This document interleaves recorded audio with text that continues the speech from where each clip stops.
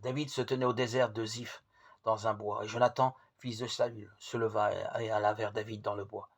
Et ils firent les deux alliance devant l'Éternel. Et David demeura dans le bois, et Jonathan s'en alla à sa maison. 1 Samuel 23:15.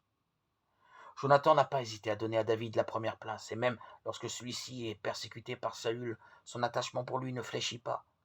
Il l'aimait comme il aimait son âme, est-il dit pour la troisième fois dans 1 Samuel 20:17. Et lorsqu'il rencontre David dans le bois, il lui dit « Tu régneras sur Israël et moi, je serai le second après toi. » Mais Jonathan n'a pas régné avec David. Il aimait. Il avait accepté de renoncer au trône, en lui donnant la première place, mais il ne l'a pas suivi dans son rejet.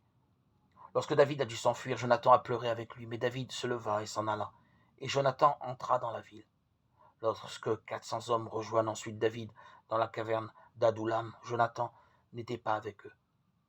Plus tard, il vient vers David qui se cache dans un bois et renouvelle son alliance avec lui. Mais David demeura dans le bois et Jonathan s'en alla à sa maison.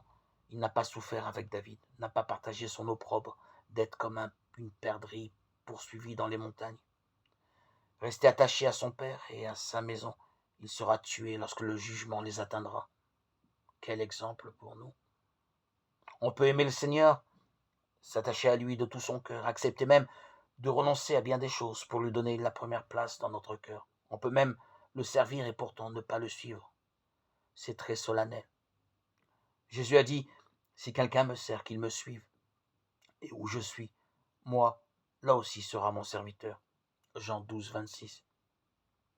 Il a bien précisé ce que comporte cette marche à sa suite. Si quelqu'un veut venir après moi, qu'il renonce à lui-même, qu'il prenne sa croix et me suive. Car quiconque voudra sauver sa vie, la perdra, mais quiconque perdra sa vie à cause de moi la trouvera. Matthieu 16, 24, 25. Chez Jonathan, le moi avait encore une certaine place, et il n'a pas voulu perdre sa vie à cause de David. Si je sais que mon Sauveur m'a acquis une place dans le ciel, suis-je prêt à renoncer à mener ma vie sur la terre selon mes propres idées? Ne puis-je pas lui faire confiance pour tout lui abandonner et le suivre là où il voudra, pour le servir comme il voudra, en l'attendant? Ne regardons pas aux autres, mais écoutons chacun la voix du Maître. Toi, suis-moi. Jean 21, 23.